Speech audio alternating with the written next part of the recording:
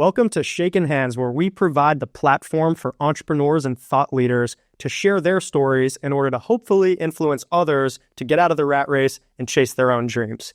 If you have any recommendations for guests or questions that you want to be asked, please don't hesitate to reach out. Anyways, if you enjoy the podcast, please like, comment, subscribe, and share in order to keep the podcast growing. Otherwise, I'm your host, Jack Moran, and this is Shakin Hands.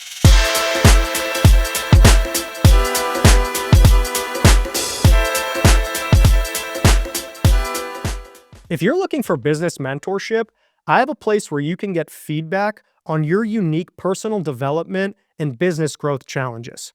Over the last year, I've brought together a group of impact-driven thought leaders where we meet every single day to discuss psychology, communication, mindset, and business case studies.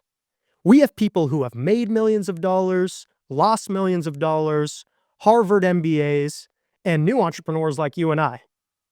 Entrepreneurship can be lonely, so if you're looking for a support system, please follow the link in the description below for some more information. What were you doing in Costa Rica? I actually had 500 software developers down there. Really? Yeah, we had a lot of folks. That's sick. Yeah. Wow, I didn't know that was a It was the largest program in terms of people, in the country at the time. Really? Yeah. Microsoft came in there right towards, before I moved back, and they were a little bigger. But yeah, it was for Costa Rica, pretty big size. You still go back at all, or? I mean, we went back last year, not for work, just to, it's still a great place to go. Yeah.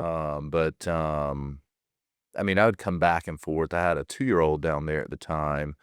Went to this little Montessori school. It was super nice. And he just was right there. His school was all Spanish, so he could understand everything. And he was just right there to being fully bilingual, right before we moved back. Really? Yeah. Yeah. It has no Spanish. I've been trying to get more people to come down to Latin America. I think it's crazy investment opportunity. Oh, yeah. I like Panama because it's on the US dollar. I don't think it's been discovered as much yet either. There's still some stuff there. But Panama or Latin America? Well, Panama particularly. I think Costa Rica is pretty discovered. Yeah. But when we were living down there, this was some time ago, I always used to describe it. It was, the pace is slower, which was nice, right? And I would say if you need a hammer, you go to the hammer store. If you need a nail, you go to the nail store. There's no Lowe's, right? Yeah, no. They're all in different places, so it just slowed everything down. Yeah, it's definitely, there's a different pace. Yeah. With your service, with your restaurants, Yeah. everything. But I always say moving from the US to Panama was less of a cultural shock than moving from Panama back to the US.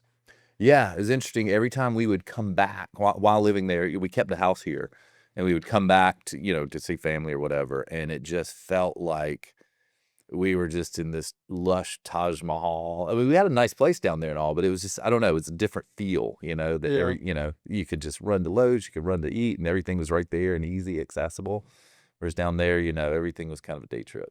And there's less of a capitalist pace there. Yeah. And so people are just more chill, first of all, totally. because there's not much of as much of a rat race. And then because of that, you get a lot more creativity, I found. Yeah. Good music, Totally. good art. All of that's the good great food. side. The flip side of that is, Nothing gets done. Well, exactly.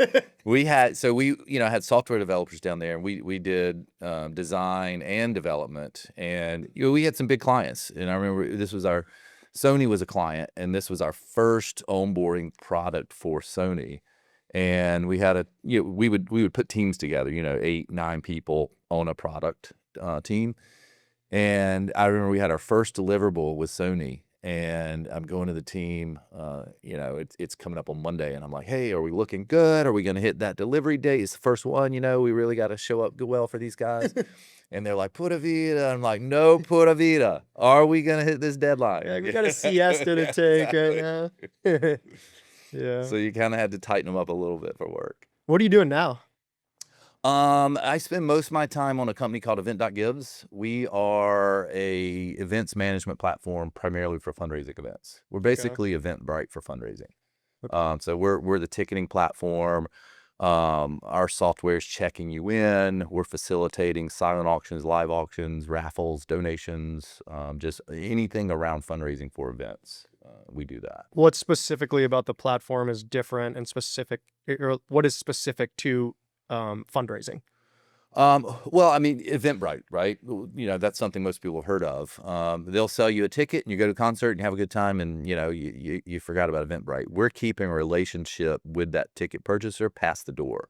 So, a typical event that we're helping is a fundraising gala. So you're going to buy your table, or your ticket. You're going to show up. We are the platform you're placing bids on silent auction items, or you're donating. Oh, okay. Our platform is where you're checking out and paying for all of that stuff. So it's kind of all encompassing. And then of course we're post event, sending out thank you letters and, hey, we didn't quite reach our goal, click here and donate another $200 or whatever it is. So it's that full kind of circle around fundraising and relationships with constituents who come to those type of events. How long have you been doing that for? I like to say 5 years, but they remind me we're coming up on 9 or 10. So I think 2015 is when we really, did our started doing events at any kind of scale. How'd you get into like this venture? I wasn't going to do it at all. I'm a software guy. My background largely is software. My wife was on the auction committee at our kids' school.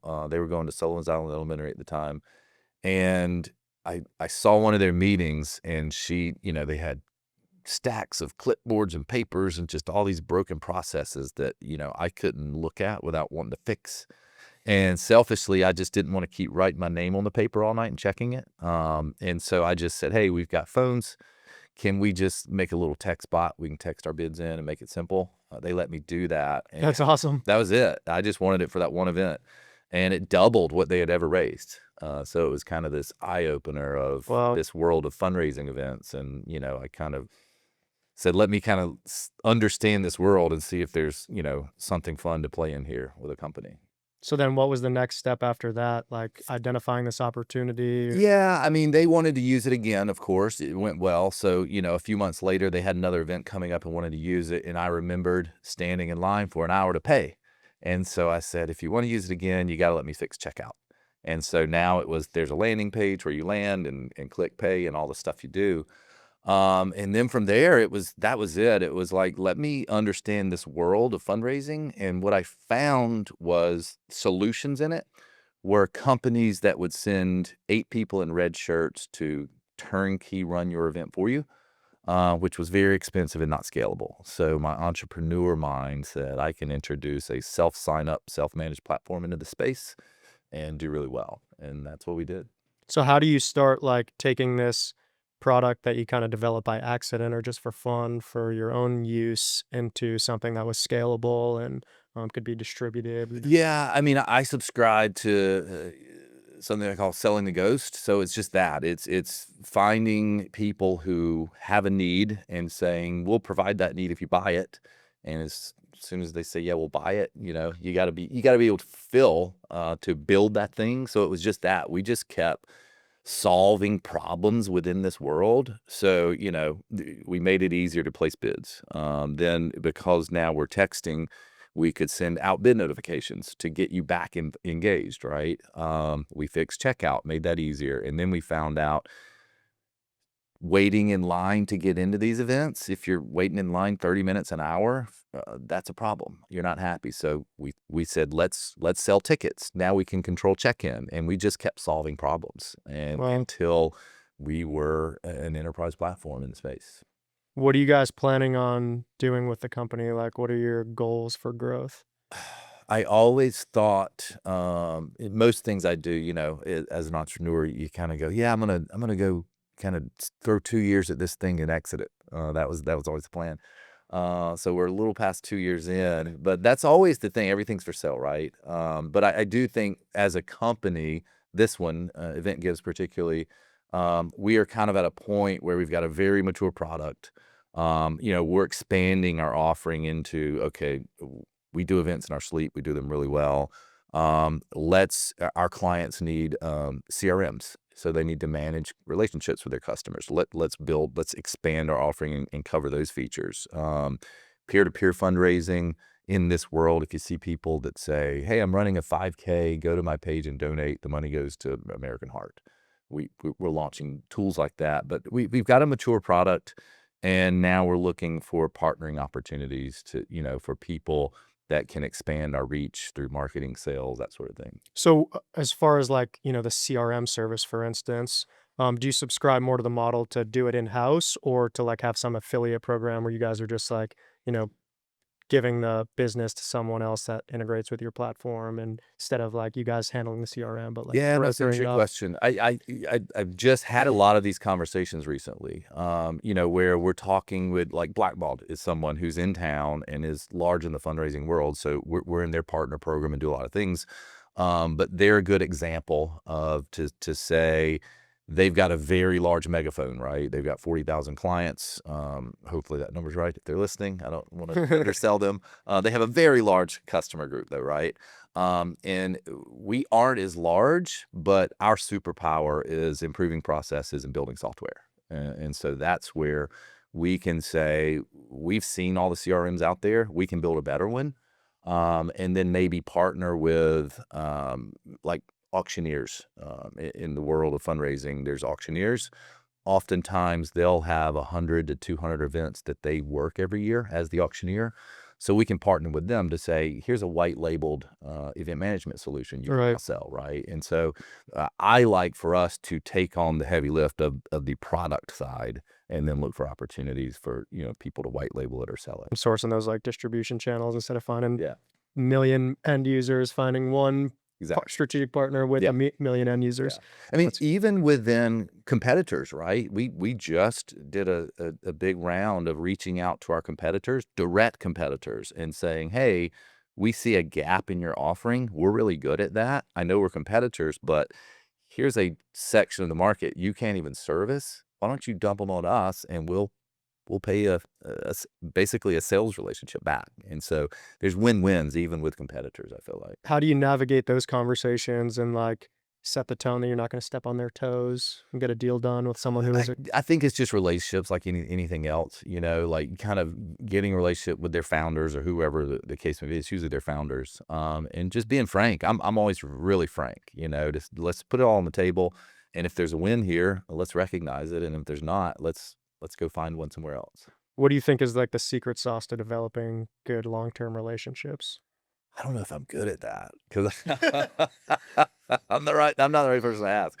I always laugh, of course I've got friends, and some great friends, but I always laugh and say, I love Uber drivers because I can take an Uber ride, have a great conversation with this guy and like ask what's his background. And we hit it off really well, but I don't have to worry about, oh man, now that we hit it off, I got to like make sure I keep up the relationship and go have a beer with him every week or every month, right? It's a perfect relationship. Yeah. I don't know if I'm the best for that. I like to kind of put my head down into product and build things. So you're more back end. Yeah, I mean, I'm great forward facing and I enjoy being out there, but We all have our preference. yeah, my favorite is to just kind of like nerd out and build a really cool product that no one's seen yet. Yeah, that's awesome. It's a little bit, different than myself, but I need those like operational people within my own company because I'm just like chaos out front, Right. shooting shit as I, Right. get into the room and then leaving the mess behind. Yeah. So, it's really important. They're, both positions go hand in hand and can't operate without the other, but there's definitely some tension between the two positions as well. You were talking about before, like how a lot of times you enter a company with the goal of exiting. I think that's like something that, including myself, people are really interested in, how you exit a company. How do you like build a company with the goal of exiting? And how do you set yourself up for success and not get stuck with the golden handcuffs, Yeah, tied down to the I think that, you can be intentional. I think there always needs to be serendipity involved somewhere, right? Then, some call that luck, whatever you want to call it. But I think for me anyway, it's having exit opportunities already defined before you even start, right? Knowing if I build this product, here are other companies, other entities, other somethings in the world that will benefit from it at scale. And I think if you identify those even from the beginning, now you're building feature sets into your product towards that end goal.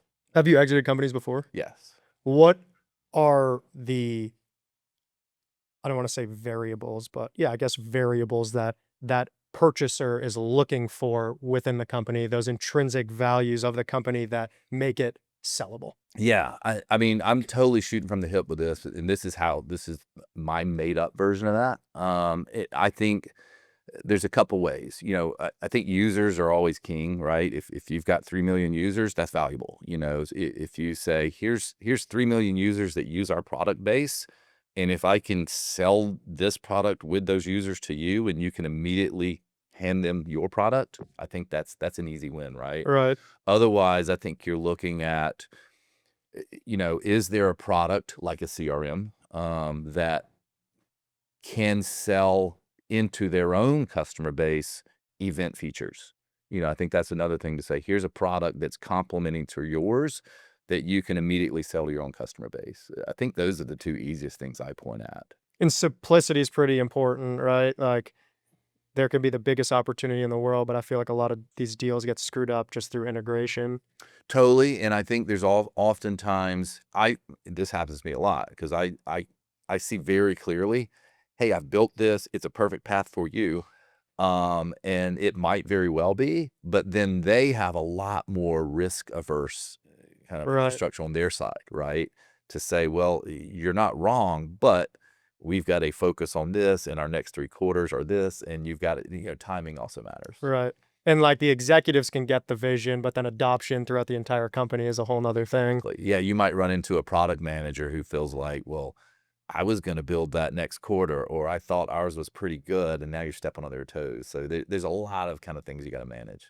So what was like the kind of the introduction into your entrepreneurial journey? Like, My first company, so I was a psychology major because I was interested in going to law school. nice. I got into law school, and at the same time got a job offer in finance. And so I took that. My plan in my head was, this will be kind of cool. I'll take a year off school, take a little break. How old are you at this point? I was right out of college. Okay. So what is that? 22, 23? Yeah, something Graduate about college, that. something like that. And so I took this job in finance with the idea that I'll come back, in a year and do my law school, but enjoyed it and got kind of into the groove of having a job, making a little money, never went back to law school. And so I got into finance, which led me to, I eventually worked at UBS, which I don't know, it's UBS Financial Services, Union Bank, Switzerland. And I was a financial advisor, basically, a stockbroker, however you want to call it. And I got into that because I was interested in numbers and portfolios and understanding that world. And I wanted to build the best portfolio ever, right? That was my goal for clients, of course. And what I learned, this was one of my first lessons, I think, in business was, whether you're a stockbroker, a doctor, a librarian, whatever it is, you're first in sales. You got to sell yourself. I had to sell myself to clients in order to get to the part I enjoyed, which is building their portfolios.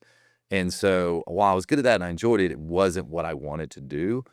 And so that's a long lead in to one afternoon. I was going to see a client, and I had forgotten some of their paperwork and didn't want to be late. So I found myself, and I'm about to date myself. This was in like 04, 05. This was kind of before, the internet was really broad speed, speeds are slow. We certainly didn't have internet on our phones. Or if we did, it was like unusable. And so I was pulling up to neighborhoods, trying to get close enough to homes so I could get a little bit of Wi-Fi signal bleeding out to get to my email and download these documents. And I remember being so frustrated, like, why am I having to like find Wi-Fi? Why isn't it just everywhere, right? Yeah. It's easier to use. And that afternoon, I started doing some research when I got back to the office, and I found out that as a product that didn't exist in the world, but technology existed that it could. And I quit my job that week, No way. and started a wireless company, and we built the first metropolitan-scale Wi-Fi network in the country. Wow. And we manufactured our own equipment. I literally bought daughter boards, little single board computers, and radios to embed in them and antennas. And we put it all in this NEMA-proof hurricane box. And we just started leasing space on cell towers, rooftops, light poles, anywhere we could, and built this mesh network and deployed that first network. Wow. That was my first step into entrepreneurism, I guess, if you would. Well, you're making it sound easier than it probably It was was. not. It was not at all. What was that like initial transition going from this like corporate stable job to like jumping into this like massive endeavor? Yeah, I And what mean, were kind of the struggles you dealt with through? I mean, you're jumping off the roof and there's no net, and you got to build the net on the way down, Yeah. right? Or splat, You got to right? learn to fly. Yeah. And by the way, I'm still building my net. I don't know if it's ever Still free falling. Yeah. exactly. But yeah, I mean, it would. I loved it because it was like every day was like I just hit another brick wall. I just hit another hurdle. How am I going to solve this? And I'm a survivor. It's just like keep going, just keep going, keep going. And that was fun for me. That's what I like to do is like figure out how do I solve the next problem. And it was okay. We figured out, we've got a solution that can do this. How do we get it on light poles? So we had to figure out, what's the enclosure look like? How do we get it there? And then where are you going to get light poles from? It was easy to lease space on cell towers, but so we kind of forged relationships with the city to say, give us access to your light poles in return for free access on the network, those sorts of things. So it was just, for me, a lot of fun solving that, but at the same time, very difficult because I wanted to go really fast. And you're surrounded by, certainly in cities and governments, people who don't like to go so fast. Yeah. Yeah. What was it like navigating that like municipal realm? Not fun. Again, relationships, right? It was all about, finding the right person to have the right relationship with. And that's, I think I attribute that ability. I went to the Citadel and I found myself in the commandant's office quite often. And I learned to stay out of trouble. It wasn't building a relationship with the commandant.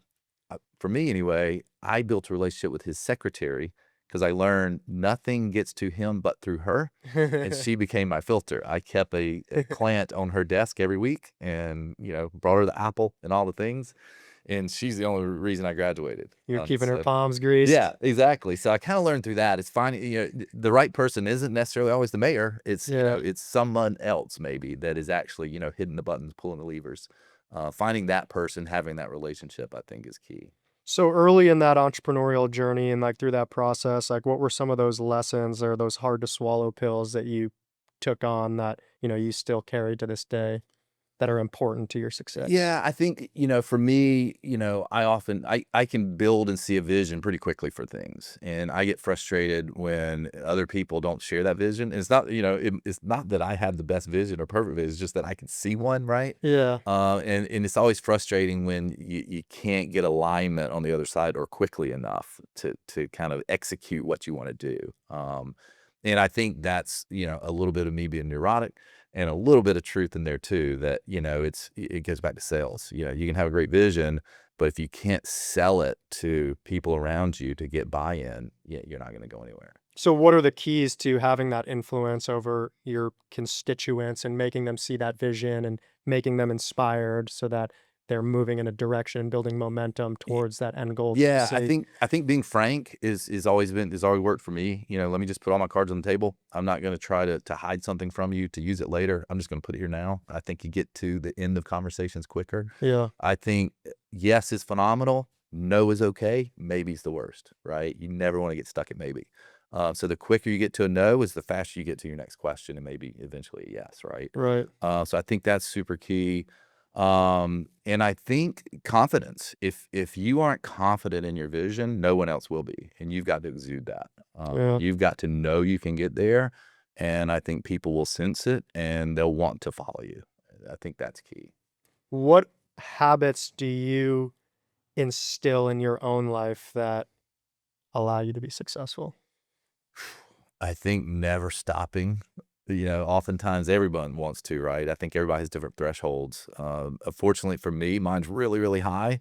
I wish it were lower sometimes that I would stop stuff sooner. But yeah, I think for me, it's just that you keep going until you get to an outcome. Yeah, relentlessness. Yeah. Yeah. It can be difficult in the face of adversity, but that's what separates the boys from the men, right? Yeah, you never are done until you quit, right? Yeah. If you never quit, you're still going. And what motivates you outside of financial gain to continue down this path? I think I mean, of course, we all, want to have money to fund our lifestyles, but for me, it's still the fun of doing it. I look at entrepreneurism, starting companies as a playground, and it's great fun to come up with new ideas or see something you envision come to life. That's what does it for me, I think. What's your definition of success? Huh. I think, man, that's tough because right now I'm actually trying to exit a thing, and the definition would be that hitting that number. But there's so much more too in seeing a product you completely made up in your mind in the hands of someone else getting value from it. I think Yeah, that's success, I think. absolutely. Yeah, it's that intrinsic Yeah. motivation than the extrinsic. The Yeah. extrinsic's nice, but doesn't have that long-term Yeah. fulfillment. Yeah. I think one of my favorite books is The Tao of Pooh, like Winnie the Pooh. And what I took from it's a great book, if you should read it. What I take from it is, I'm going to screw up the line, but throughout the book, it follows Winnie the Pooh, and it's the Tao, it's a philosophical book. But what I took from it is, there's going to be lots of moments, and well, there's a few moments in life where you kind of hit that thing, you cross that finish line, you have a big win, and it feels really good, and you celebrate it. You're going to have some of those in life. You're going to probably have more times where you failed and didn't quite get there. And that both of those together are going to make up maybe 20% of your life. The other 80% is all the time in between. And that's where you got to kind of find value and get your life force from, because that's where you're going to spend most of your days. That's great advice. Yeah. My final question is, what is one thing that you know now that you wish you knew when you first embarked on this entrepreneurial journey? Oh man, you hit me with that one hard. That's tough. Um, I think surround yourself with good people that are going to help push you forward and not drag you backwards. I think that will serve you well. Yeah, that's awesome advice. I really appreciate you coming on. Yeah, by the way, I didn't know we had started. That's So so it's funny. This is something we learned like Yeah. halfway, probably 6 months in doing the podcast, that I would run like an intro, be like, this is Shakin Hands, blah, blah, blah. Like, this is our guest, whoever. And you would see this, like, we'd be having a great conversation before the podcast would start. Yeah. And then you would see this mask go on the Right. person as soon as I would lead with the intro. Yeah. So Sam and I like strategize, like, let's not tell the person that we're starting, just get the conversation going. And then it transitions and you get more of an authentic Yeah. No. conversation. Yeah. If people are interested in reaching out to you, they want to, chat, or they're interested in their services, interested in your products, where can they find you? I'm pretty easy. Sam, actually, it's not as easy to say. Sam at Event.Gives. That's not Event.Gives.com. It's Event.Gives. Okay, Sam at sweet. Event.Gives. You'll always find me. Yeah. Awesome. Well, I appreciate you coming on. Yeah, this has been great. Appreciate you having me. Yep. Nice.